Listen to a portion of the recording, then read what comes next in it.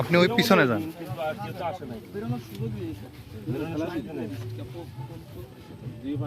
আচ্ছা কিভাবে মারলো বলতে কি? স্যার আমরা এখানে আমি বসেছিলাম, এখানে হাবিব ভাই ছিল, আর ওরা একটু ওই শ্যাম ছিল এই পাশে একটু কবির, আর এইভাবে সবাই ছিটেই ছিল। এবার আমি উঠে এদিকে আসছি, মাল বানাচ্ছে হচ্ছে আপনার ইয়াসিন, বানানোর পরে একটা টান দিয়েছি আমি, আর একটা টান ও দেওয়ার পরে এবার হাবিব ভাই একটা টান দিয়েছে খাওয়ার পরে সন্ধ্যা হয়ে আসছে, সন্ধ্যায় আসার পরে মারবে মারামারি কথা বলছে। এবার দেখি কোনো ঝামেলা কিছু হচ্ছে না, আমরা কোনো জ্ঞান প্রসাদ হবে না। এবার আমি আসলে বলতে আসেন তাহলে তো অনেক সময় হয়ে গেছে, আমি বেরোয় যাচ্ছি।